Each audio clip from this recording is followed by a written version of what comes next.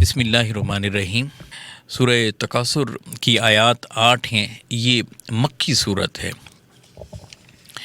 اللہ سبحانہ و تعالیٰ ارشاد فرماتے ہیں الہاکم التکاثر حتی زرتم المقابر، تمہیں کثرت مال کی ہوس اور فخر نے آخرت سے غافل کر دیا، یہاں تک کہ تم قبروں میں جا پہنچے۔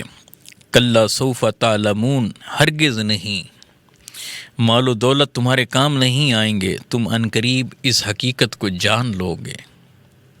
ثم کلا سوف تعلمون، پھر آگاہ کیا جاتا ہے ہرگز نہیں، عنقریب تمہیں اپنا انجام معلوم ہو جائے گا۔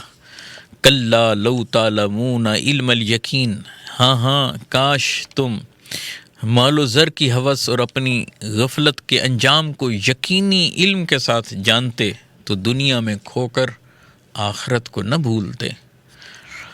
لَتَرَوُنَّ الْجَحِيمَ، تم اپنی حرص کے نتیجے میں دوزخ کو ضرور دیکھ لوگے۔ ثُمَّ لَتَرَوُنَّهَا عَيْنَ الْيَقِينِ ثُمَّ لَتُسْأَلُنَّ يَوْمَئِذٍ عَنِ النَّعِيمِ، پھر تم اسے ضرور یقین کی آنکھ سے بھی دیکھ لو گے۔ ثُمَّ لَتُسْأَلُنَّ يَوْمَئِذٍ عَنِ النَّعِيمِ، پھر اس دن تم سے اللہ سبحانہ و تعالیٰ کی نعمتوں کے بارے میں بالضرور پوچھا جائے گا کہ تم نے انہیں کہاں اور کیسے خرچ کیا ہے۔ سورہ تکاثر جو ہے یہ فکر آخرت کے اعتبار سے اور دنیا کی کم مائیگی کے اعتبار سے بڑی ہی اہم صورت ہے۔ سب سے پہلے انسان کے حوالے سے بالعموم جو اس کی خواہشات ہیں اس کا ذکر کیا جا رہا ہے۔ انسان جو ہے نا، جب اپنی خواہشات کا غلام بن جاتا ہے تو پھر وہ دولت کے چکر میں آ جاتا ہے۔ ہر وقت جو ہے نا دولت کو حاصل کرنے کے لیے تگ و دو کرتا ہے۔ حصول دولت اس کی منزل بن جاتی ہے، حالانکہ حقیقی منزل تو اللہ سبحانہ و تعالیٰ کی ذات تھی۔ دنیا تو محض جو ہے دارالامتحان تھا، لیکن اس نے دنیا کو آ کر سب کچھ دنیا کو سمجھ لیا۔ جب سب کچھ دنیا کو انسان سمجھتا ہے، آخرت کو بھول جاتا ہے، قبر کو بھول جاتا ہے، موت کو بھول جاتا ہے، تو پھر وہ دنیا کے اندر کھو کر رہ جاتا ہے۔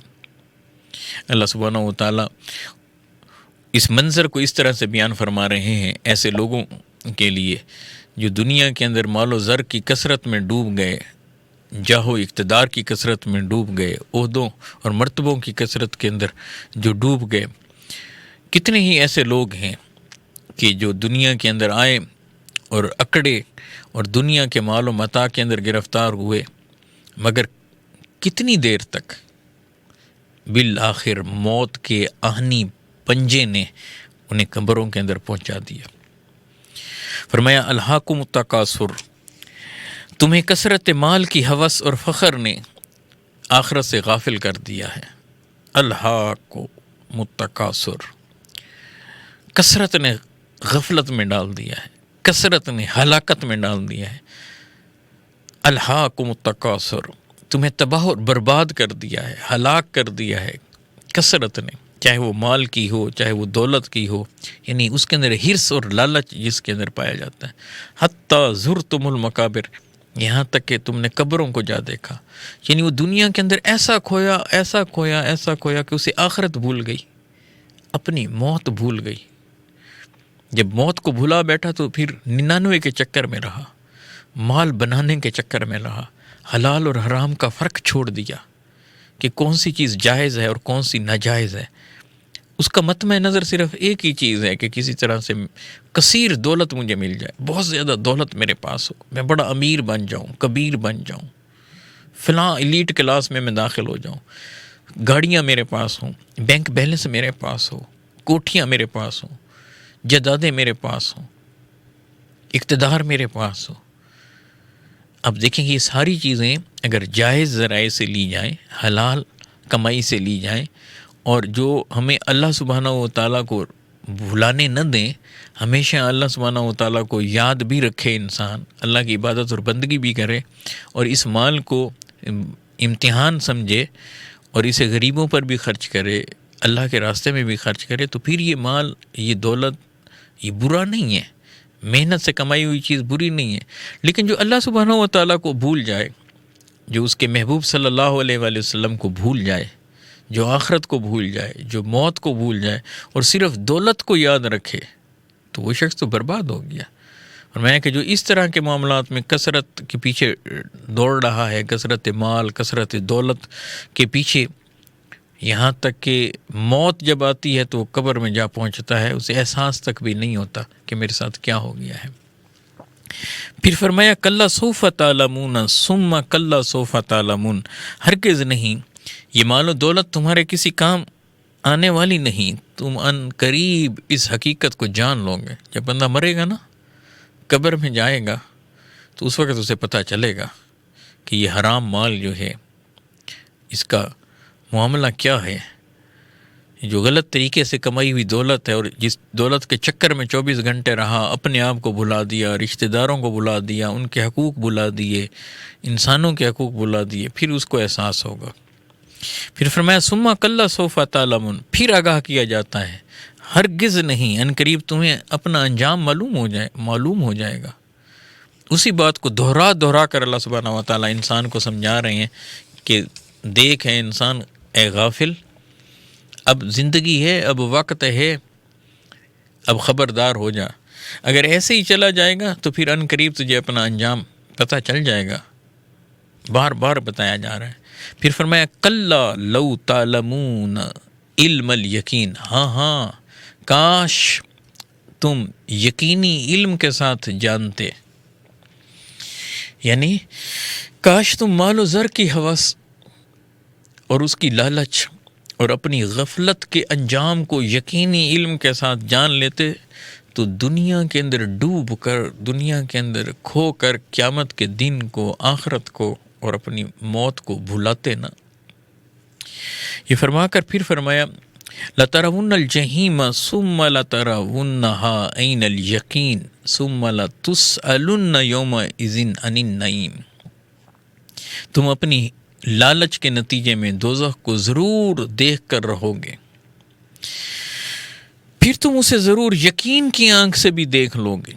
ابھی تو نہیں نظر آ رہی نا جہنم، کہا کہ پھر نظر آئے گی، پھر تمہیں یقین ہو چلے گا، پھر وہاں جا کر بندہ کہے گا کہ اے کاش کاش کاش مجھے ایک موقع دیا جائے دنیا میں جانے کا، پھر میں اللہ سبحانہ و تعالیٰ کو مانوں گا اور اللہ سبحانہ و تعالیٰ کو مناؤں گا، مگر پھر موقع نہیں دیا جائے گا۔ آج وقت ہے، آج اللہ سبحانہ و تعالیٰ کو ماننا بھی ہے اور آج اللہ سبحانہ و تعالیٰ کو منانا بھی ہے۔ یہی تو امتحان ہے۔ جب وہاں دیکھ لے گا، یقینی آنکھ سے دیکھ لے گا، سامنے بھڑکتی ہوئی آگ کو دیکھے گا، اور پھر جب اسے وہاں ڈالا جا رہا ہوگا، اب وہ کہے کہ میں واپس جاتا ہوں اور اب آ کر پھر یہ کام کروں گا، تو پھر اس کی اجازت اسے نہیں ملے گی۔ پھر فرمایا پھر اس دن تم سے اللہ سبحانہ و تعالیٰ کی نعمتوں کے بارے میں ضرور پوچھا جائے گا۔ پھر پوچھا جائے گا اتنی نعمتیں دی تھی، یہ بھی دیا تھا، یہ بھی دیا تھا، تم نے یہ ساری نعمتیں پا کر کیا کیا، کہ تم نے انہیں کہاں کہاں اور کیسے کیسے خرچ کیا۔ یقین کے حوالے سے نا 3 بنیادی پہلو ہیں۔ ایک کو ہم کہتے ہیں علم الیقین، دوسرے کو ہم کہتے ہیں عین الیقین، تیسرے کو ہم کہتے ہیں حق الیقین۔ علم الیقین یہ ہے کہ کسی چیز کے بارے میں ہمیں خبر ہو جائے۔ عین الیقین یہ ہے کہ جس کے بارے میں پہلے بتایا جا رہا تھا اسے انسان اپنی آنکھ سے دیکھ لے۔ حق الیقین یہ ہے کہ جسے بتایا جا رہا تھا اسے نہ صرف دیکھ لے بلکہ وہی چیز اس پر بیت جائے۔ اس کی مثال اس طرح سے لیں جس طرح کوئی یہ بتائے کہ آگ جو ہے جلاتی ہے، یہ محض ایک خبر تھی، یہ علم تھا، علم الیقین۔ اب اسے یقین آ گیا کہ ہاں واقعی یہ علم ٹھیک ہے، آگ جلاتی ہے، مگر اس نے آگ نہ دیکھی ہوئی تھی۔